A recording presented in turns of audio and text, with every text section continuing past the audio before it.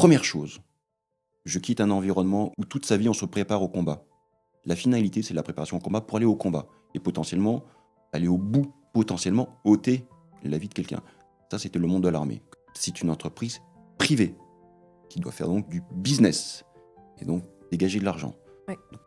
Eh ben, je me suis fondu dans la masse, je suis devenu ivoirien, des attentes plutôt nouvelles des jeunes de 20 à 25 ans. Ça, je l'ai vu arriver.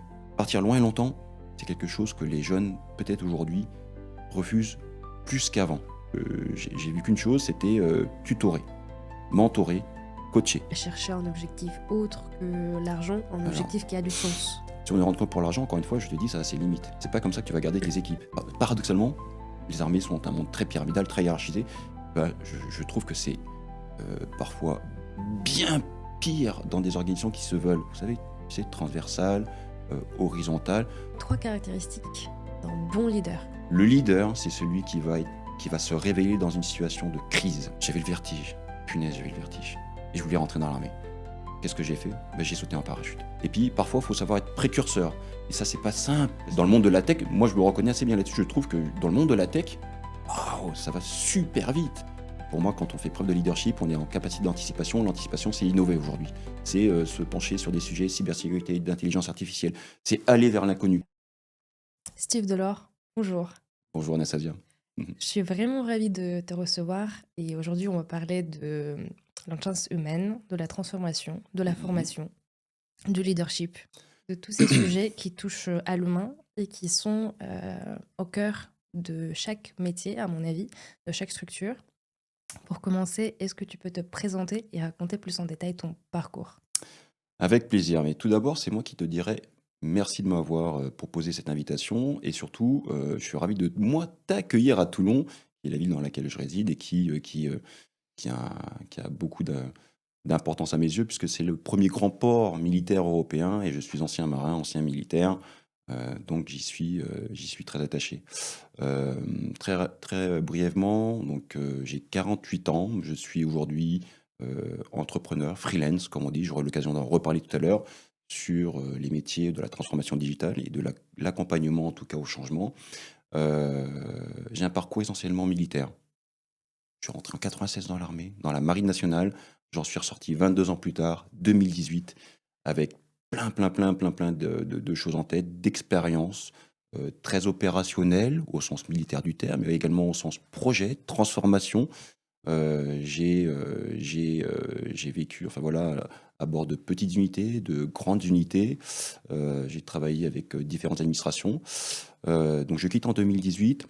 2018-2022, je fais 4 ans dans une entreprise de services numériques qui s'appelait Kerus, qui est un groupe français d'à peu près 3000 personnes, structuré autour des métiers, enfin des technologies de la data, du digital et de l'accompagnement en transformation. Donc moi j'étais directeur conseil, puis directeur secteur public. Et ça va très vite, 2022-2024, jusqu'à la fin 2024, j'étais sous-directeur adjoint en charge de l'organisation et de l'innovation donc au sein du ministère de la Justice, très précisément à la direction des services judiciaires. Brièvement, c'est à peu près 36 000 personnes, 165 tribunaux judiciaires, donc nos tribunaux, 36 cours d'appel. Et dans les 36 000 personnes, ce sont à la fois des magistrats, du parquet, les procureurs, du siège, des greffiers. Enfin, voilà, on en reparlera aussi parce que c'est vraiment la population qui est au cœur aussi de l'activité dite judiciaire. Depuis donc, le début d'année, j'ai lancé ma micro-entreprise. Et là, j'en parlerai parce que j'avais aussi besoin de tenter l'aventure entrepreneuriale. Je ne sais pas combien de temps elle durera, mais aujourd'hui, c'est plutôt positif, puisque dans quelques jours, d'ailleurs, j'accompagne une collectivité et ça fait partie de ce que j'ai envie de faire. Excellent. Un parcours très riche que je trouve passionnant. Et pour commencer, pourquoi avoir choisi la marine ? Alors, je me préparais évidemment à quelques questions, et quand j'ai vu celle-là, en fait, moi, je suis. Alors, rien de bien nouveau, je suis issu d'une famille de militaires. Donc, on va dire quelque chose de classique. Mais, je suis le seul sur plusieurs générations à avoir choisi la marine. Déjà, je voulais faire différent de mes parents, oncles, grands-parents, qui tous étaient dans l'armée de terre. Moi, je voulais aller dans la marine. Mais il y avait un petit quelque chose. J'ai fait un lycée militaire qui s'appelle Saint-Cyr-l'École en région parisienne, Mmh. où j'ai eu l'occasion de rencontrer pas mal d'unités. Par exemple, des unités très opérationnelles, des parachutistes, ce qui fait que j'ai fait à l'époque une préparation militaire parachutiste, des gens de l'armée de l'air, des pilotes, Mmh. la gendarmerie. Je me rappelle d'une unité qui s'appelle le GIGN, groupe d'intervention de la gendarmerie nationale. Mmh. Alors, en fait, j'ai fait mon choix comme ça. Je voulais quelque chose qui soit, je voulais rentrer dans une unité qui soit un peu atypique, qui soit très tournée vers l'action. Et j'ai choisi la marine non pas pour les bateaux, mais pour entrer dans les commandos marines. Alors j'en parlerai parce que j'ai pas pu aller au bout de l'aventure, mais j'ai voulu vraiment rentrer dans ce monde-là. Le monde de l'aventure, partir en mer quand même, découvrir le monde. J'avais 20 ans, je venais de plaquer les études pour tenter ça, pour me prouver sans doute aussi un certain nombre de choses, et puis vivre une aventure humaine, vivre avec des hommes et des femmes, qui sont soudés autour de valeurs très fortes, de la marine. Je ne sais pas si tu auras l'occasion de le voir, mais sur tous les bateaux, sur le fronton des bateaux, on voit 4 mots: honneur, patrie, valeur, discipline. Mmh.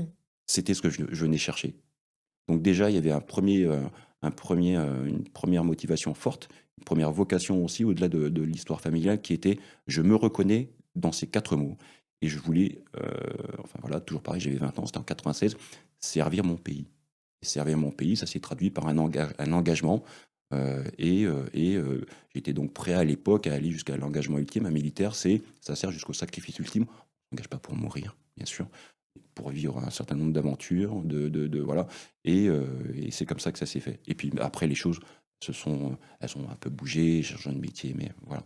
L'humilité, qui sont des valeurs, je t'ai dit honneur, patrie, valeur, discipline.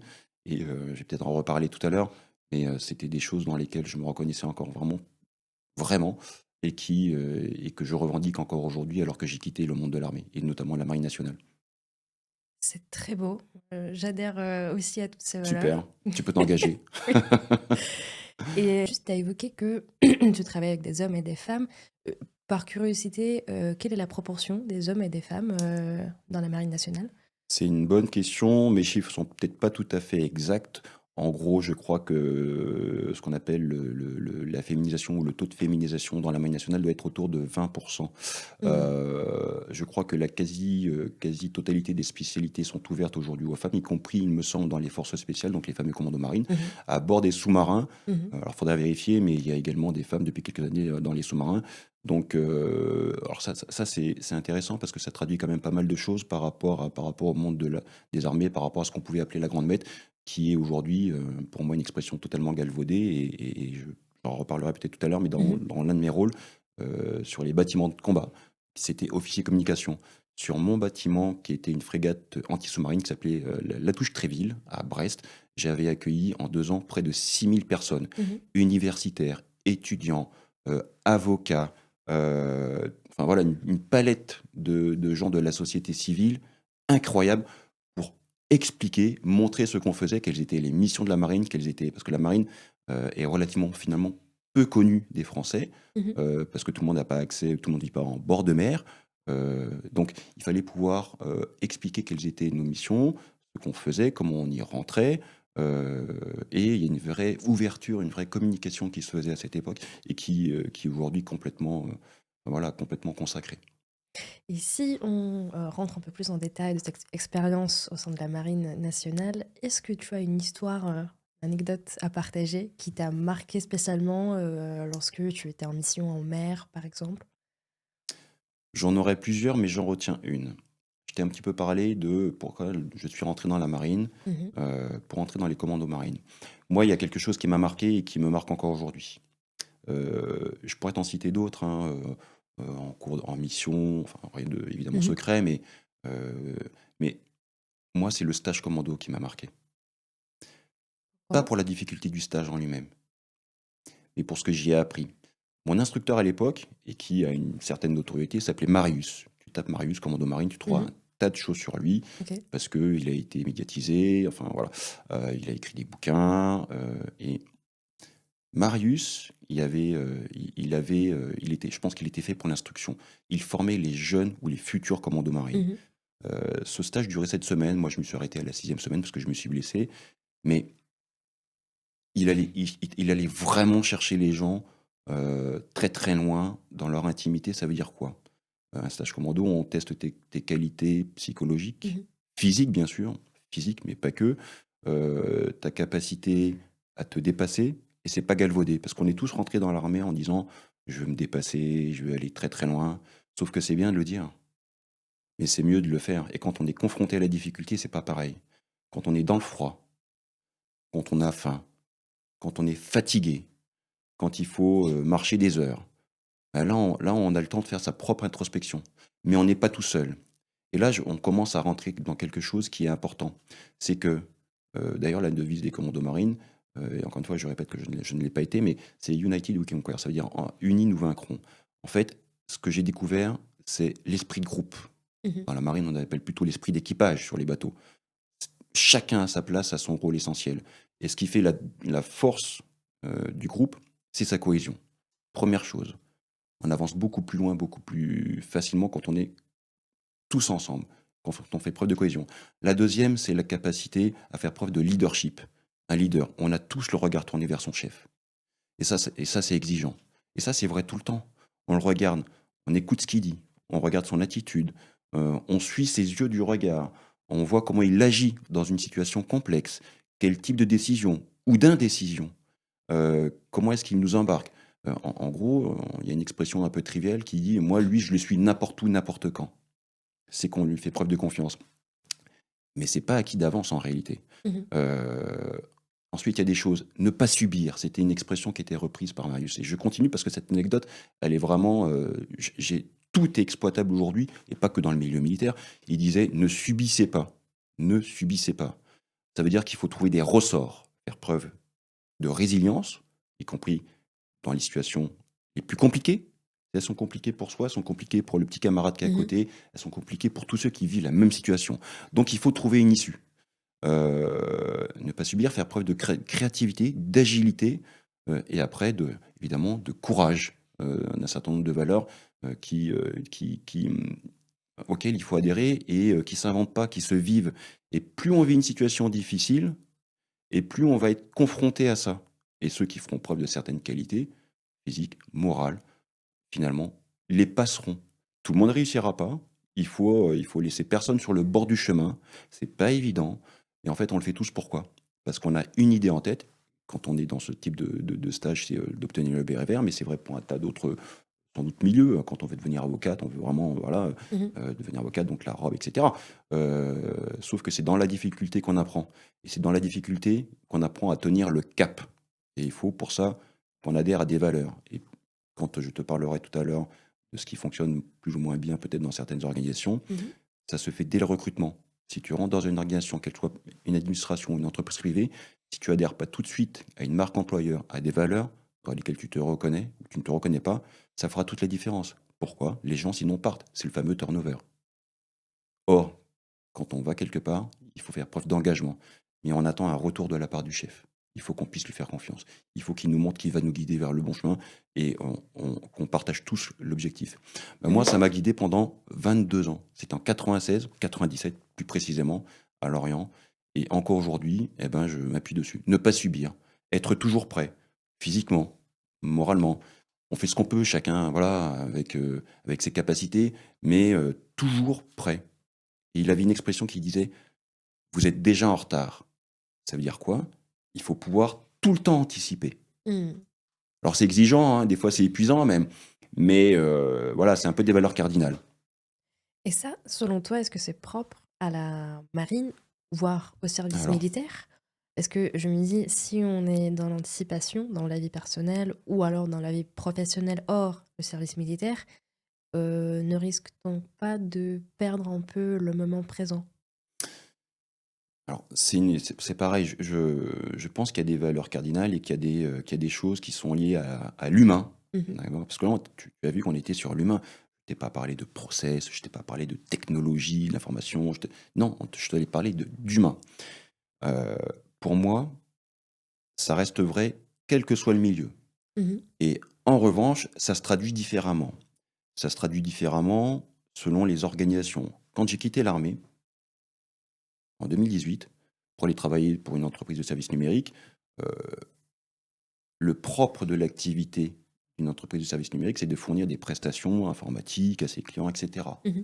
Mais c'est une entreprise privée qui doit faire donc du business et donc dégager de l'argent. Ouais. Première chose, je quitte un environnement où on nous dit, où toute sa vie on se prépare au combat.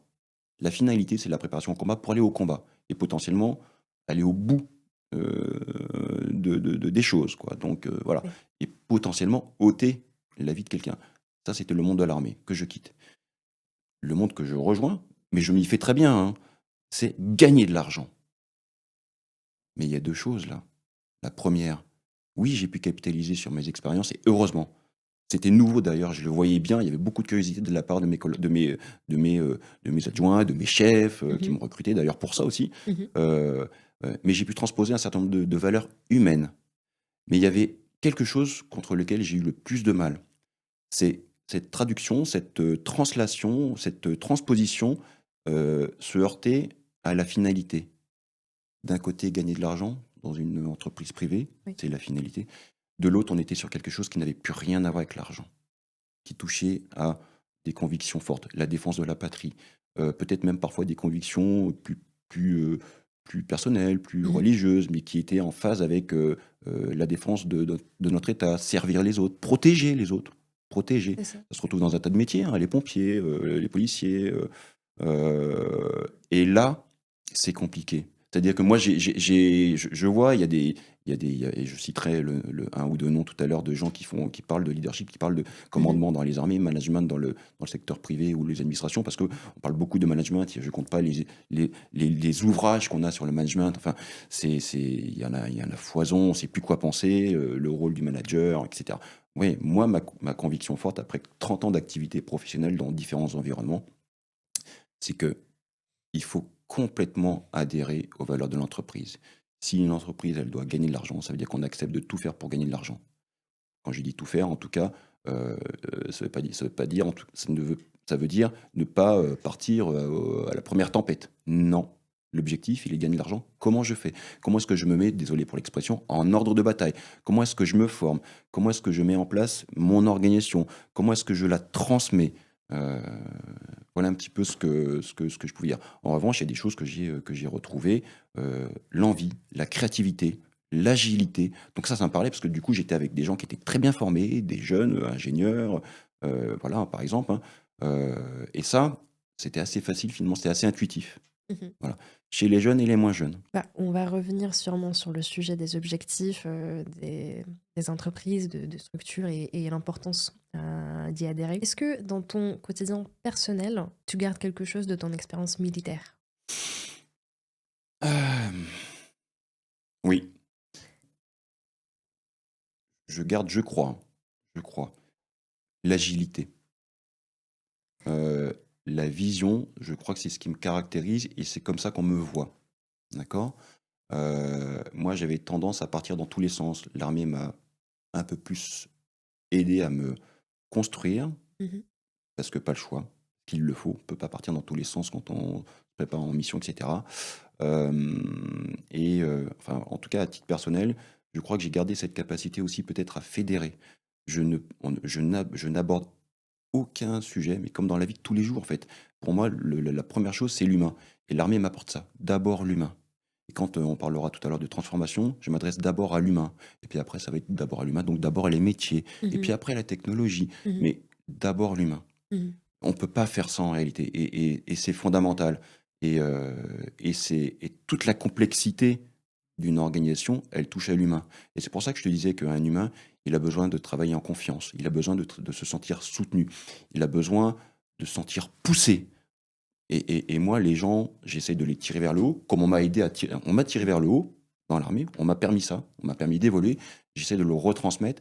Je dirais vraiment que c'est, l'importance des relations humaines, voilà, des relations interpersonnelles. Parce qu'en fait, on gère 90 de relations humaines.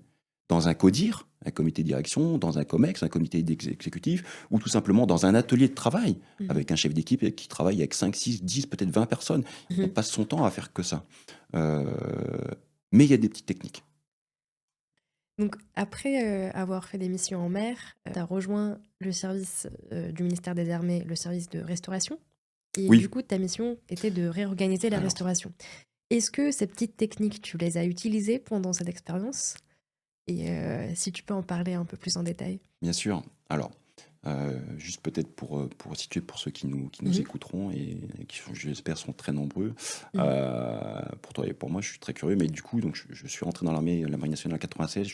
J'ai quitté la Marine en 2018, donc 22 ans. Euh, Dans ce passage, entre 2012 et 2015, Mmh. j'ai été appelé à occuper les fonctions de chef de programme, euh, ce qu'on appelait Lean, c'est-à-dire de l'efficacité opérationnelle. Ça avait un nom barbare, c'était de la régie rationalisée. Euh, la vocation première d'une armée, c'est de combattre. Ça, c'est important. C'est-à-dire quel est le métier de base. Quel est le métier? Combattre. Mais il y a aussi d'actions autour qui sont nécessaires, et qui peuvent relever de l'administratif. Et moi, je me suis occupé à un moment donné de rationaliser ce qu'on appelle la restauration dans les armées. Oui, dans les armées, il faut manger, il faut nourrir. Il fallait nourrir à l'époque à peu près 230 000 personnes. Donc ça se structure. De la même manière, il y a des achats, etc., des combustibles. Et il fallait, on était en pleine période donc, de ce qu'on appelle la RGPP, donc la révision générale des politiques publiques, période pendant laquelle il fallait que les administrations aillent chercher des économies. D'accord. Le ministère des Armées n'y a pas échappé, et moi, sur mon périmètre, on m'a demandé donc de mieux réorganiser ce qu'on appelait la filière restauration. Ça veut dire quoi? Ça veut dire qu'il y avait entre 12 et 13 000 militaires et civils qui Mmh. travaillaient, donc qui étaient des cuisiniers, ce qu'on appelle des commis, mais aussi des serveurs, des maîtres d'hôtel, des choses comme ça, à aller chercher des gains et surtout à se restructurer. Je vais t'expliquer la difficulté après que j'ai eu là-dessus, sur ce projet, c'est que chacune des armées avait sa propre filière. Or là, on nous demandait de rationaliser, donc de mutualiser les moyens, comme on pourrait faire sur des gros projets, y compris dans le privé, de mutualisation. Pourquoi? Ça permet de, entre guillemets, supprimer les doublons, d'accord? Et d'aller chercher des gains en termes d'organisation, des gains de logistique, transport, stockage, de marchandises. Et ça a été compliqué, mais à un point incroyable. La première Ouais. chose, c'est que chacune des armées avait plus ou moins de réticence à lâcher, entre guillemets, sa filière restauration. Mmh. Que ce soit l'armée de terre, l'armée de l'air, la marine, je dis plus ou moins, parce que ça dépendait de leur propre structuration. Pourquoi? Parce que derrière, on n'a pas la même approche. Dans l'armée de terre, on est d'abord combattant, on est soldat, et ensuite, je caricature un peu, je taille dans les virages, mais c'est pour exprimer de ma façon simple comment ça fonctionnait et pourquoi il y avait des réticences. Mmh. Et puis, on est cuisinier. Euh, et puis, on est réparti un peu partout. Dans la marine, on est marin, certes, mais finalement, un cuisinier, qui soit sur un bateau ou qui soit sur une unité à terre, il est cuisinier. C'est un peu différent. Et Mmh. puis, on est réparti plutôt dans des arsenaux. On est moins éclaté que l'armée de terre ou l'armée de l'air. Ça veut dire que il a fallu convaincre les chefs, chacune des armées, Mmh. d'accord, avec les responsables avec lesquels je travaillais. Ça a été le premier écueil. Mais il y avait un ordre qui était clair, qui était un ordre politique. Il fallait rationaliser. Ensuite, ça posait d'autres difficultés sur le terrain. Par exemple, quand je disais il fallait mutualiser un petit peu, la crainte qu'on ressentait, c'était que finalement, quelqu'un qui était rentré dans l'armée de terre, qui était cuisinier, qui était, peu importe, maître d'hôtel, c'est mais demain, est-ce que je serai toujours militaire de l'armée de terre ou est-ce que je vais être fondu dans un service un peu improbable, etc. C'est donc là, ça pose la question de l'identité. Ça Mmh. pose la question de des codes, de la culture de l'entreprise dans laquelle, culture d'armée dans laquelle je suis rentré. On rentre pas dans l'armée de terre, on n'a pas tout à fait les mêmes motivations quand on rentre dans l'armée de terre que quand on rentre dans l'armée de l'air ou la marine. Donc ça veut dire que sur le terrain, il a fallu expliquer les armées, il a fallu convaincre. Mmh. Sur le terrain, il a fallu expliquer ce qu'on était en train de faire, pourquoi on était en train de le faire, qu'il fallait de toute façon participer à l'effort collectif de la nation les gains, voilà, les gisements de coûts, et ensuite qu'il fallait non pas décider pour eux, mais avec eux, Mmh. et plutôt en les écoutant eux. Donc globalement, ça c'est aussi très très ligne, c'est-à-dire que les pistes de solutions viennent du terrain. Mais d'abord, la difficulté, elle a été politique. Et concrètement, c'était quoi? C'était mutualiser les restaurants, supprimer quelques restaurants. Supprimer aussi, attention, gros point dur pour embarquer les équipes, des postes. Je t'ai parlé de doublons. Mmh. Les doublons, il fallait, parfois ça ne veut pas dire des suppressions pure et nettes, mais il fallait aussi supprimer des postes. Ça a été une vraie difficulté, mais cette fois-ci, pour ma propre équipe que j'ai montée avec des officiers, des sous-officiers, des hommes du rang, qui m'ont dit, moi je refuse de participer à ça. J'ai dû leur dire, faisons-le ensemble, parce que si c'est pas vous qui le faites, si c'est pas vous qui le faites, ce sera peut-être d'autres qui n'auront pas la même approche. Il fallait une approche humaine. Donc il fallait aussi faire preuve de pédagogie, d'écoute et rassurer. Et comment justement vous avez réussi à y parvenir? Est-ce que tu as des exemples? Ouais, Qu'est-ce que vous avez dit? j'ai des exemples. J'ai maîtrisé la communication. Il faut une communication à bon niveau. Donc j'ai voulu maîtriser la communication. Au tout début, je me suis fait avoir, peut-être les 3 premiers mois du programme, en 2012, où on avait vendu un programme en disant: «On va faire ce qu'on appelle du lean». Mmh. Ça a effrayé tout de suite l'ensemble des gens avec qui on allait travailler. Parce que le lean avait pas bonne presse. Parce qu'on nous disait que c'était pas applicable dans un environnement de la restauration. Le lean, c'est très, Le lean? les usines. Le lean management, c'est vraiment ce qu'on appelle de l'efficacité opérationnelle. Ça vient du entre guillemets, hein, pour la faire courte, du toyotisme. C'est comment optimiser les process Mmh. dans une usine, d'abord, hein, notamment automobile à l'époque, puis dans différentes industries. Et on y a ajouté des approches, notamment qui sont liées à des ingénieurs américains et notamment chez Motorola, où vraiment cette fois-ci, c'est d'aller à la chasse au gaspillage. Et donc, par exemple, dans un atelier ou une usine, on va identifier, on va observer les déplacements des gens. Ils se déplacent beaucoup, alors donc on va essayer de réduire les déplacements, réduire les pertes de temps, essayer de réduire les défauts de fabrication. Donc il y a un côté qualité, et cetera. Et puis, l'idée, c'est de responsabiliser les gens sur le Mmh. terrain, de les mettre en capacité de proposer des solutions, et à l'inverse, les managers, de les apporter plutôt de les présenter plutôt en facilitateurs, Mmh. entre guillemets. Toi, sur le terrain, tu as telle difficulté. Moi, manager, mon rôle, il est de t'aider. Euh, donc, il y a un côté vertueux. Il faut faire attention. Je ne suis pas un ayatollah du lean. Il y a un intérêt. Je l'utilise encore aujourd'hui, mais il y a également de vrais freins. Euh, Lean management, si on explique en 2 mots, c'est un type du leadership, enfin, c'est une approche? c'est une méthode, une démarche d'amélioration continue. Mmh. J'essaie de faire bon du premier coup quand je produis un article, voilà, un médicament, j'essaie de faire bon du premier coup. Donc ça veut dire que j'ai réfléchi à comment je dois m'organiser pour produire du premier coup, les bonnes étapes d'un processus. Et ensuite, comment est-ce que je réponds à la demande de mon client final. Mmh. Toute l'activité d'une entreprise, elle est destinée, on parlait de business tout à l'heure, elle est destinée à un client. Le client, il paye pour un produit, il ne paye pas pour de l'administratif. Il y a beaucoup d'organisations où il y a trop d'administratifs. Il ne paye pas pour tous les temps perdus. Donc en fait, l'argent, c'est du temps. Et ben, le Lean permet notamment de mettre en place cet ensemble de techniques, de méthodes, De process. voilà, de process. Donc cartographier les process et vraiment essayer de réduire les délais de fabrication, c'est l'une des étapes clés. Mais il a également un côté managérial très fort, puisqu'on y retrouve de la conduite du changement. Il va Mmh. positionner les collaborateurs et les managers en les impliquant. Les collaborateurs, d'abord, en les mettant en responsabilité, Mmh. quel que soit leur niveau. C'est ce que j'ai l'habitude de dire, les c'est ce que j'ai l'habitude en tout cas de nommer, toutes les solutions viennent du terrain. Elles viennent pas d'une direction générale, c'est pas Mmh. vrai. La vision vient de la direction générale, mais les opérateurs sur le terrain, et c'est pas péjoratif, c'est eux qui ont les bonnes idées. Les managers, on leur demande de pas rester dans leur bureau, mais d'aller sur le terrain. Ça, c'est du lean. Pourquoi? Pour aller écouter, leurs équipes, pour aller identifier des idées d'amélioration continue, pour les aider à les mettre en place, pour aller identifier les innovations, pour les, enfin voilà, et du coup, ça permet dans un environnement ultra concurrentiel, Mmh. aujourd'hui, bah, parfois de faire la différence. Et ça permet, d'insuffler une vraie politique d'innovation parfois derrière, et on en a besoin. La problématique de suppression des postes, la réorganisation, c'est quelque chose qui est très courant Mmh. aujourd'hui, notamment avec l'arrivée des nouvelles technologies et de l'IA. On va parler plus en détail de la transformation digitale qui est très présente un peu partout en ce moment. Alors, ce que tu expliques, ça montre quelque part que la problématique de réorganisation et du changement, suppression de postes, parfois, elle est pas finalement propre à la technologie, enfin au changement technologique. Il Non, existait toujours et la transformation, c'est quelque chose qui est pas forcément égal au fait d'introduire de la technologie. complètement. Et dans transformation digitale, j'ai toujours pour habitude de dire, il y a d'abord transformation.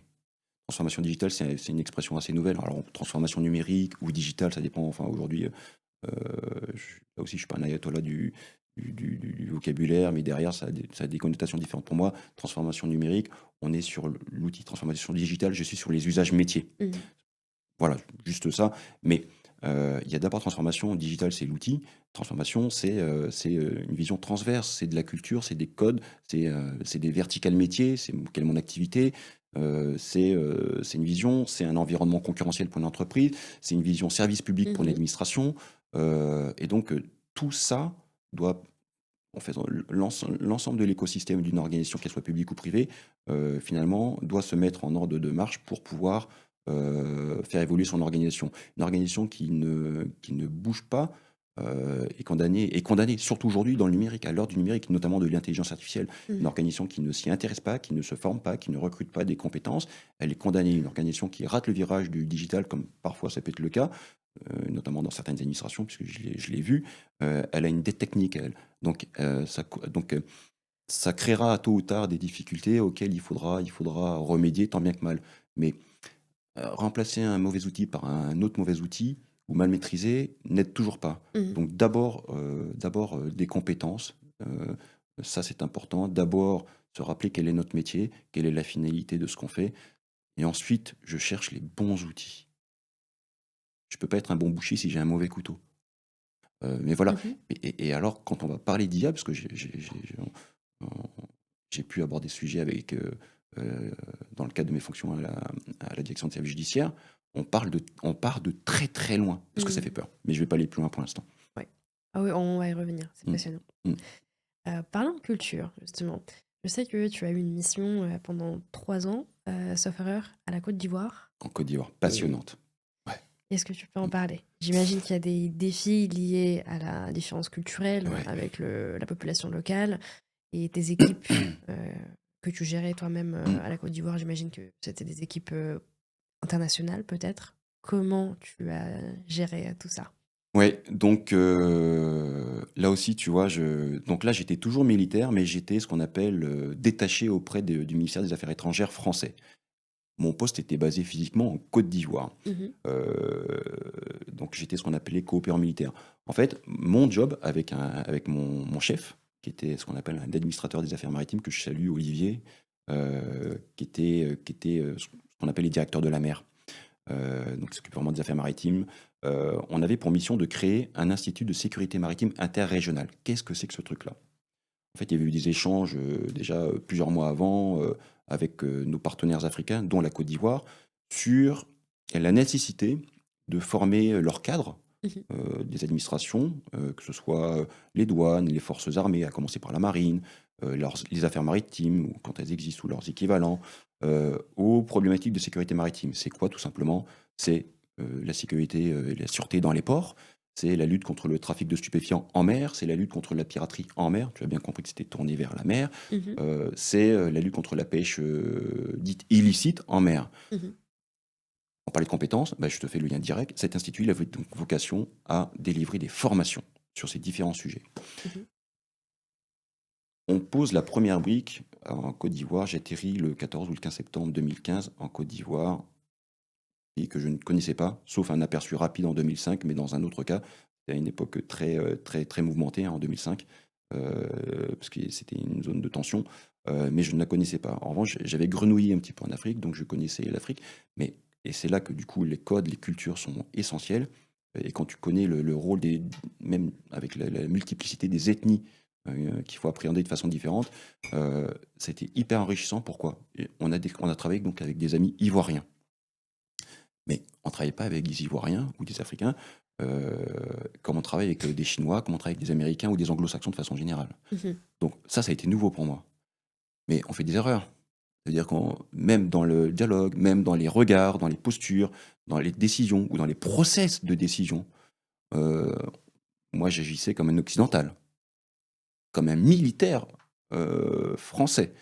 et ben, j'ai dû déconstruire ça et j'ai dû apprendre à mieux connaître l'histoire des interlocuteurs. Ça veut dire quoi? Ça veut dire que j'avais commencé à le faire, mais j'ai accéléré en arrivant parce que je me suis rendu compte que j'en allais avoir besoin. Quelle est l'histoire de ce pays? Qui sont les gens avec qui je travaille aujourd'hui très concrètement? Comment est-ce qu'ils vivent? Quelles sont leurs, attentes? Quelles sont leurs croyances? Quels sont leurs modes de vie? Mmh. J'ai dû appréhender ça. Donc j'ai dû a pourquoi? Pour mieux communiquer, et pouvoir travailler ensemble. Et j'ai travaillé avec des Ivoiriens, des Sénégalais, des Gabonais, des Angolais, et même eux ont des approches différentes, ont des attentes différentes. Mmh. En revanche en revanche, et ça c'est quelque chose qui est très humain encore une fois, j'ai vu des gens qui étaient extrêmement engagés, le rôle de l'engagement, qui croyaient en ce qu'ils faisaient, qui savaient qu'il y avait une vraie vision stratégique et qui était portée même au plus haut niveau, puisque c'était porté à la fois par la France, par leur propre État. Ils ont vu que nous, on faisait l'effort de les comprendre, de les écouter, de s'adapter avec humilité, parce que parfois, quand on arrive et qu'on se dit, «Je te propose ci, je te propose ça» et on le met en œuvre. Bah non, non, c'est pas comme ça que ça marche et il faut faire attention aux non-dits ou à la gestuelle, heu heu, parce que si on les comprend pas, si on les détecte pas, et ben, on commet des erreurs Mmh. et qui ont un impact direct sur la vie du projet, la façon de travailler et la confiance. Bah, ça, il a fallu la gagner.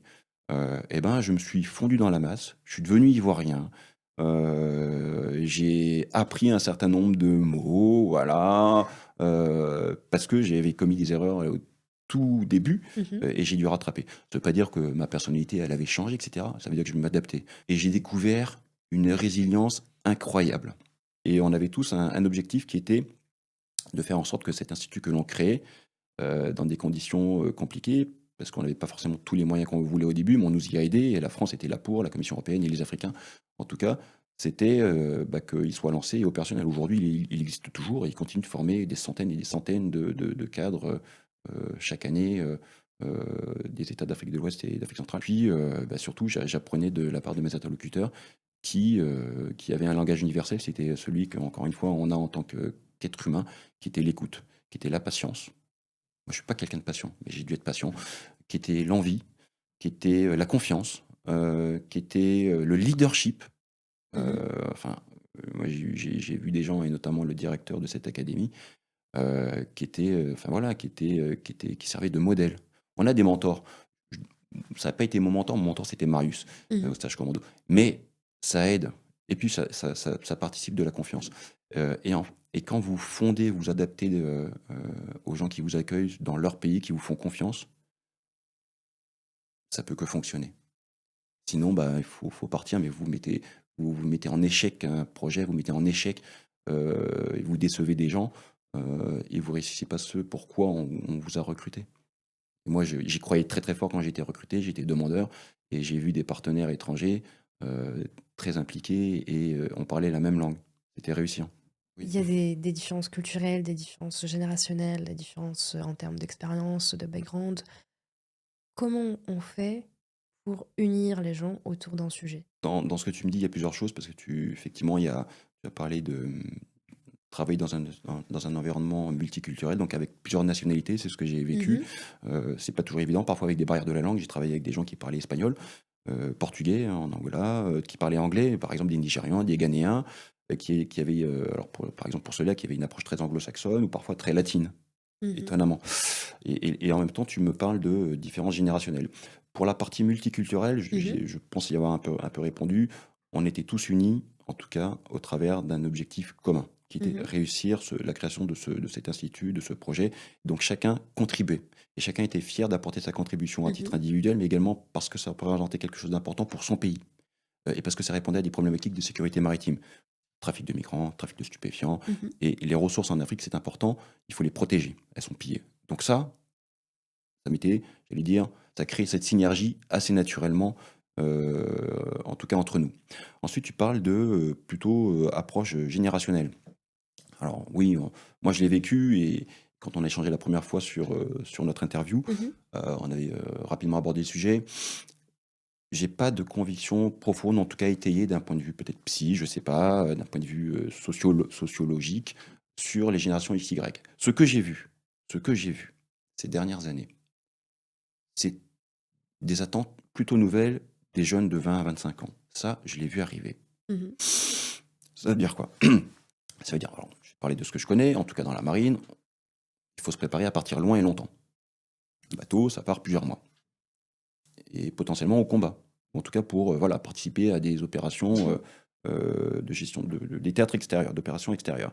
Euh, Partir loin et longtemps, c'est quelque chose que les jeunes, peut-être aujourd'hui, refusent plus qu'avant. Mmh.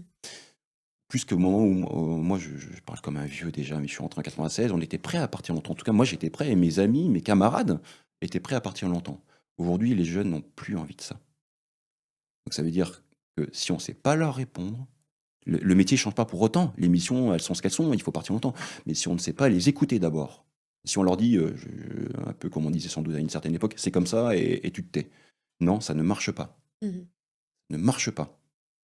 Donc ça veut dire quoi? Ça veut dire qu'il faut d'abord écouter, ça c'est nouveau, et qu'il faut savoir accompagner, répondre, coacher, proposer des solutions. Et donc moi, quand je recevais des jeunes qui parfois se mettaient à chialer, hein, parce que ah bon, on va partir 5 mois? Oui, on va partir 5 mois. Et ils se disaient, je vais abandonner mes amis, ma famille, ma compagne ou mon compagnon. Bah, on réexpliquait le sens de son engagement. Pourquoi tu t'es engagé? Et puis, je le faisais de manière un peu comme ça dans mon bureau, au cas par cas, avec plutôt donc, des jeunes. Et du coup, ça leur reboostait un petit peu. Je leur dis, mais pourquoi tu es rentré, etc. Et parfois, il pouvait y avoir un vrai doute. Des gens qui disaient, non, mais je suis pas fait pour ça. Et bah, il fallait respecter ça. Et pas forcer les choses. En revanche, pour ceux que j'arrivais à convaincre, et que je remettais juste un petit peu, en tout cas, sur le chemin, si je peux dire ça comme ça, bah, ça les boostait et puis ils disaient: «Oui, je suis rentré pour ça» et puis on leur expliquait tout ce qu'il allait avoir, en tout cas en termes d'aventures humaines liées à leur métier.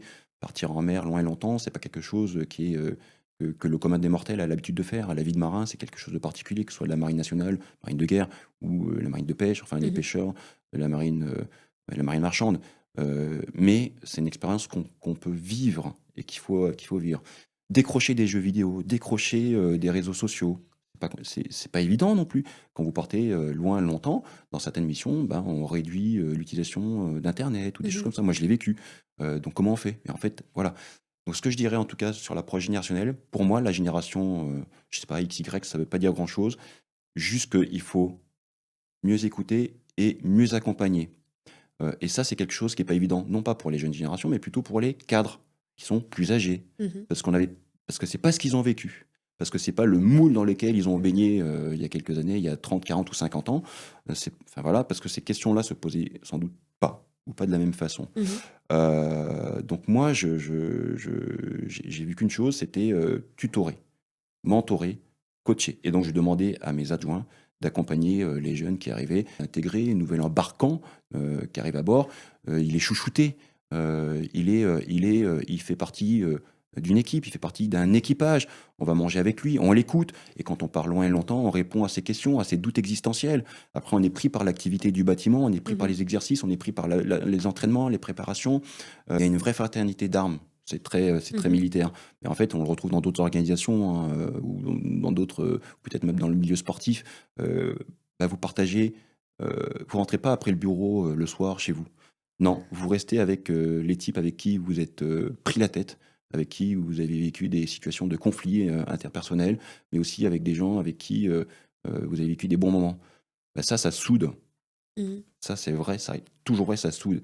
Aujourd'hui, on parle dans certaines organisations, je l'ai vu dans le privé, on fait des trucs d'incentive, et cetera. Oui, oui, c'est bien. Pour moi, ça ne vaudra jamais partir loin, longtemps, vivre des situations de crise compliquées, vivre dans l'incertitude, être fatigué, complètement claqué à bord d'un bateau parce que vous avez peu dormi, parce que vous êtes, fatigué, parce qu'on vous sollicite, on vous mobilise. Parce que, voilà, vous auriez envie de faire autre chose. Et là, il y a le type qui est à côté de vous, qui vit la même chose, qui fait preuve d'humour. Un chef qui passe et qui vous dit: «Allez, va boire un café, je te relève 5 minutes» et qui prend votre place. Heu, un type qui vous dit: «Allez, va dormir» et cetera. Enfin, heu, pour moi, c'est ça, c'est cet esprit d'équipage. Et ça répond à toutes les générations, qu'on ait 20 Mmh. ans, qu'on ait 55 ans. Encore faut-il détecter, encore faut-il écouter, lire, observer, accompagner, aider. Mmh. C'est le rôle du manager. Je le vois pas partout. Et quand vous allez chercher quelqu'un très très loin dans ses ressorts, vous n'y arrivez pas si vous lui dites juste tu vas gagner plus d'argent. C'est faux. Et je suis convaincu de ça aujourd'hui. Je pense qu'il y a des gens qui ne se mettront pas en danger, même si vous leur dites je te mets 1 million d'euros à la fin. Un Ils font un marin, autre un objectif. militaire, il est payé ce qu'il est payé et il va y aller. Et il va y aller. Et tu trouves que dans le monde privé, enfin dans le monde civil, c'est similaire? C'est-à-dire que les gens, globalement, ont tendance à chercher un objectif autre que l'argent, un Alors, objectif qui a du sens. voilà. Donc, c'est une question fondamentale maintenant que tu me poses, et je suis content que tu me le poses. Je t'ai dit, effectivement, une entreprise, alors, je pourrais parler de l'administration, mais une entreprise, je vais parler d'abord du secteur privé. Son cœur d'activité, c'est de produire, mais il y a une activité autour de faire de l'argent. C'est normal, c'est comme ça, et moi, je suis parfaitement à l'aise avec ça, hein. Parce que je le vis aujourd'hui. Euh, il faut des valeurs. Il faut des valeurs. C'est pas à n'importe quel prix. Ça n'est jamais à n'importe quel prix. Et ces valeurs dont je te parle, ce sont, dans une entreprise familiale, ça va être une histoire familiale, voilà, du terroir dans lesquels les gens se reconnaissent, tu vois? Un produit, qu'on ne trouve qu'ici avec ses particularités, avec, sa vision, d'un produit, fait avec un vrai savoir-faire, qui répond à des normes environnementales, écologiques, ou qui au contraire, se différencie par son innovation. Donc il y a des entreprises qui sont très, très, très, très, en avance, qui sont très tech, c'est leur ADN. Heu et ben, dès le recrutement, il faut y adhérer. Si on ne rentre que pour l'argent, encore une fois, je te dis, ça a ses limites. C'est pas comme ça que tu vas garder tes équipes. Il faut leur proposer autre chose. Mmh. Et c'est ce qu'on appelle depuis quelques années la marque employeur. Elle se travaille. Ce que j'ai vu, c'est qu'elle est parfois un peu galvaudée. Mmh. Et que donc, il y a un taux de turnover. Et que tout le monde fait semblant de trouver des justifications qui ne sont pas les vraies. C'est aussi là-dessus que moi j'essaie d'accompagner les gens. Non. C'est aussi là-dessus que j'essaie d'accompagner à la fois les managers et les cadres. Je leur demande tout simplement une question, pourquoi tu fais ce métier? Parfois c'est très alimentaire, il ne faut pas se leurrer, hein. L'essentiel c'est voilà, mais pourquoi tu as fait telle formation pour faire un métier complètement différent? Et des fois ça peut être intéressant. Mais en tout cas, pourquoi tu fais ce métier? Pourquoi tu es rentré dans telle entreprise? On est tous pareils, hein. Quand on dépose des CV, on fait plusieurs entreprises et puis, au bout d'un moment, on s'est renseigné sur la boîte, on rentre. Oui, mais ça fait la différence. Il faut être certain. Donc, je vais prendre le cas qui va bien. Je rentre dans une entreprise parce que je me reconnais, parce que ça répond à de la tech, parce que ça répond à un savoir-faire, parce que je veux faire viticulteur, parce que je travaille dans le monde du vin, parce que je suis passionné du vin. J'aime ça, c'est une identité, c'est la gastronomie française, etc. Euh, ok, là, waouh, ok. Après, il faut se dire, est-ce que l'entreprise qui m'accueille, quelles sont ses valeurs? Quelles sont les valeurs qu'elle véhicule et qu'elle met en avant? Mmh. Ça, c'est la marque employeur. Mais dès le recrutement, ça se pose. Il ne faut pas décevoir derrière. Quand je disais tout à l'heure, tu sais, on n'abandonne personne, enfin, un militaire n'abandonne, l'armée française n'abandonne personne sur le bord du chemin. Il faut que ce soit pareil dans une organisation. On n'abandonne personne sur le bord du chemin. Or, parfois, c'est hyper violent. Il y a de la violence. Faites pas l'affaire, on vous dégage.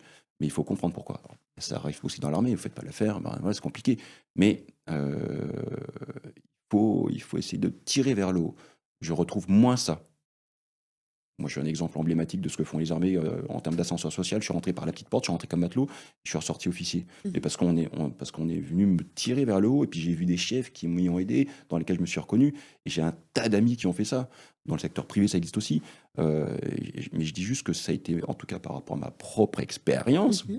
et l'inverse sera peut-être tout à fait entendable, bien sûr, je le vois moins dans le secteur privé. Mmh. C'est paradoxalement, les armées sont un monde très pyramidal, très hiérarchisé. Bah, je trouve que c'est parfois bien pire dans des organisations qui se veulent, vous savez, tu sais, transversales, horizontales, parce qu'en réalité, il y a quand même souvent des chefs, des petits chefs, et ça, c'est compliqué. Ceux qui sont en position de décider ne sont pas forcément, parfois, ceux qui, sans doute, le mériteraient peut-être le plus. Et ils sont issus d'un moule, Mmh. ils ont été formatés, ils préservent leurs intérêts. Je ne sais pas si tu me vois venir, mais du coup, parfois, on donne une mauvaise direction à une organisation parce qu'on est en manque de courage, Mhm. parce qu'on ne partage pas sa vision, parce qu'on ne la décline pas en objectif. Eh ben, en fait, comment les gens qui rejoignent l'entreprise, à un moment donné, se retrouvent là-dedans? Si on se retourne contre, si on respecte pas ses propres valeurs, si on ne joue pas ce jeu de la cohésion, de l'esprit d'équipage. Moi, je mets cet esprit d'équipage, cette cohésion et l'humilité, en tout cas de la part des managers, au centre de toute organisation. La plupart des projets que j'ai vus échouer, y compris les miens, c'était ça. C'était un manque de fédération de l'équipage. Et de ce que j'entends, tu trouves que le rôle d'un leader est très important, que ce soit dans le service militaire ou dans le monde civil. Est-ce que tu pourrais Jusqu'ici, tout va bien, oui. Est-ce que tu peux me donner 3 caractéristiques d'un bon leader, à ton Waouh. avis? Oui, je peux en donner. Je vais juste d'abord, si tu me le permets, te dire, d'après ma propre expérience, là encore une fois, dire de quelle façon on voit parfois émerger un bon leader, mais on le voit émerger de nulle part. Je te parle pas Mmh. d'une organisation qui fonctionne, qui ronronne au quotidien. Le leader, on le voit pas forcément toujours à ce moment-là, mais il y a des gens qui se révèlent et c'est ça qui m'intéresse. Le leader, c'est celui qui va se révéler dans une situation de crise, d'incertitude, de complexité, euh, qui va percevoir la menace, qui va percevoir les opportunités, Mmh. qui va fédérer, qui va être écouté, qui va convaincre ses copains, ses collègues, ses chefs et les gens sur le terrain, et qui va les emmener, qui va leur faire confiance et qui va obtenir leur confiance. Là, pour moi, on voit, à travers ces quelques généralités, un leader qui émerge. Et donc, c'est pas quelqu'un qui est autoritaire ou c'est pas quelqu'un qui a les galons sur les épaules, hein, forcément, le leader. Hein. Mmh. Parfois, le leader, c'est pas celui qui est en position hiérarchique de décider, c'est celui qui va être en dessous, qui va peut-être même faire ombrage Mmh. au chef, ce qui peut poser problème, parce qu'il communique bien, parce qu'il fédère, parce qu'il embarque les équipes. Donc, je dirais que capacité à décider, capacité à fédérer, et humble, capacité à décider dans l'incertitude, dans un environnement complexe. Capacité à fédérer. Les types, ils vont le suivre. Ça veut dire quoi derrière? Qu'il a su leur parler. Euh, qu'il cache pas ses faiblesses. Mm. Qui va au carton avec ses types. Je suis désolé pour l'expression, ça fait très militaire, mais qui est capable d'y aller. Qui est capable aussi de leur dire, les yeux dans les yeux, ce que tu me demandes, je suis pas capable de le faire, j'y arrive pas parce qu'il n'y a pas les budgets, parce que clairement, c'est pas le bon moment. Il faut faire preuve aussi d'assertivité, dire à l'un de ses adjoints, ce que tu as fait, c'est pas bien. Tu vois, donc quand je dis embarquer, il y a tout ça qui se cache derrière. Mmh. Quand, moi, on me disait, Steve, ce que tu as fait, là, tu es allé trop loin, ou c'était pas bien, etc. Mais j'étais reconnaissant d'avoir été transparent et de m'avoir ouvert l'esprit, quoi, en disant, ah oui, tu as raison, là, je suis passé à côté de la plaque. Bah, je reproduisais ça avec mes équipes. Il y a Mmh. aussi cette capacité d'apprentissage et de bienveillance. Il y a des gens qui n'aiment pas utiliser le terme bienveillance. Moi, je l'utilise. Pour moi, c'est pas bienveillance, c'est pas quelque chose qui doit rester conceptuel. Non, elle est réelle.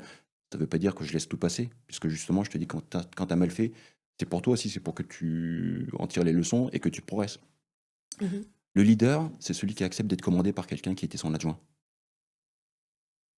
Donc Ça arrive par souvent dans quelqu'un les armées. qui lui reporte, Euh, son ouais, adjoint. par exemple, oui. C'est-à-dire que dans ces équipes, et ça, c'est quelque chose qui est compliqué, hein, dans le secteur privé. Mmh.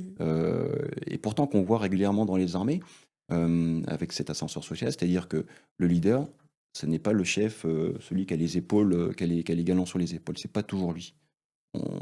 C'est pas forcément lui le leader. Ça va être quelqu'un qui est l'un de ses adjoints. Donc il faut accepter de se reposer sur des gens qui sont leaders. Mmh. C'est plus compliqué quand on est deux leaders, mais ça doit bien Mmh. se faire.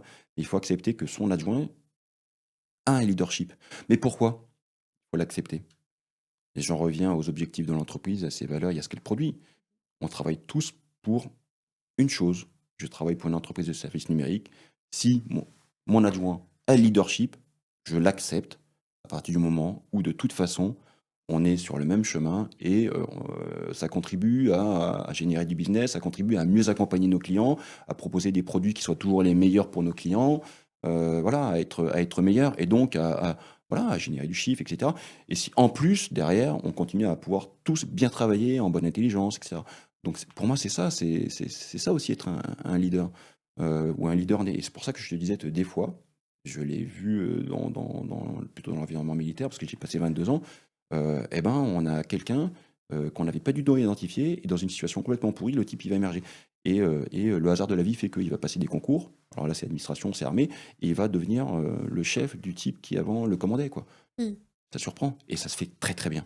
Parce que c'est pas un formatage, parce qu'on accepte le rôle, la mission et les moyens qu'on y met derrière, et on accepte de bosser ensemble.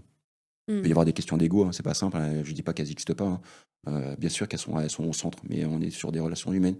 Euh, Moi, j'ai des amis que je commandais qui sont devenus mes chefs, et inversement. Et ben, à chaque fois, dès qu'on se rencontrait, on mettait les choses à plat. Ok, hier, c'est moi qui étais ton chef, aujourd'hui, c'est toi. Ça paraît totalement anecdotique, mais c'est pour te montrer ce que doit être capable de faire un leader. Pour moi, c'est ok, ben, je travaillerai ensemble et en confiance, tu peux compter sur moi. Donc c'est un binôme indissociable. On travaille ensemble. Et il faut qu'on travaille intelligemment ensemble. Donc si je C'est pas comprends vrai bien, partout. C'est compliqué parfois. ça Voilà. c'est sûr.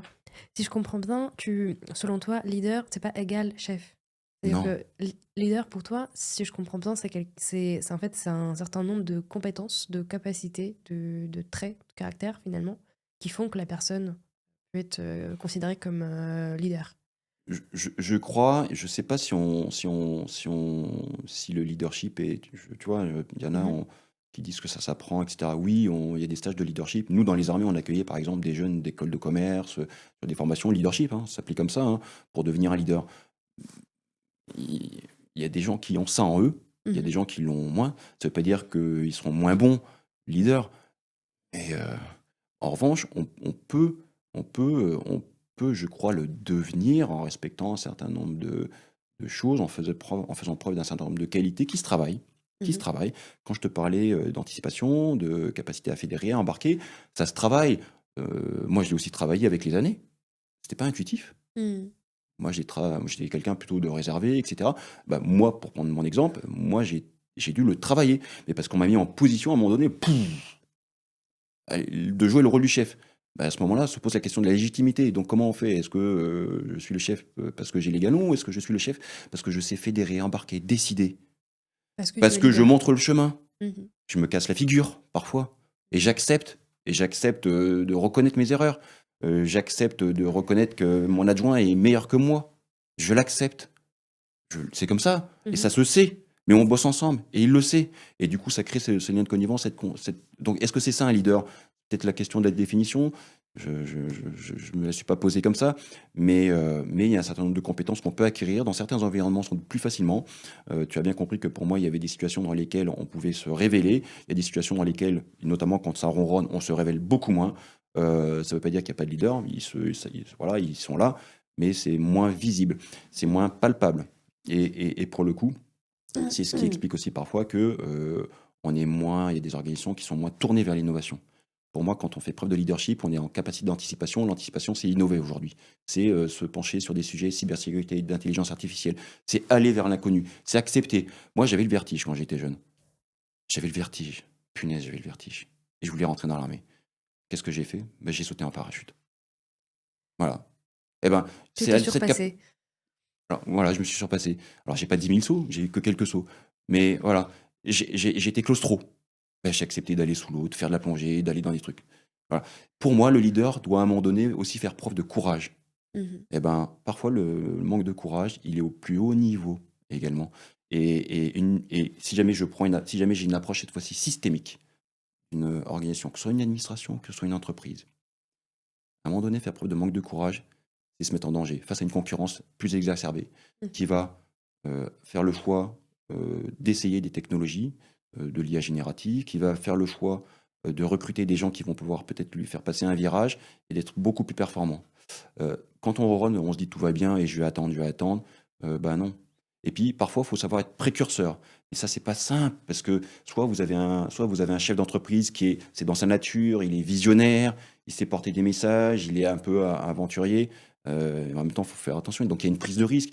Ben, la Mhm. prise de risque, elle n'est pas systémique. Dans une administration, c'est moins vrai. Mmh. Dans l'armée, il faut accepter de le prendre le risque. On en prend. Il faut les accepter. Mais ils sont calculés, mesurés par rapport à un objet, par rapport à ce qu'on appelle un effet final recherché. Mmh. Bah ça, c'est difficilement transposable. Et pourtant, il faut le faire. Dans le monde de la tech, moi, je me reconnais assez bien là-dessus. Je trouve que dans le monde de la tech, waouh, ça va super vite.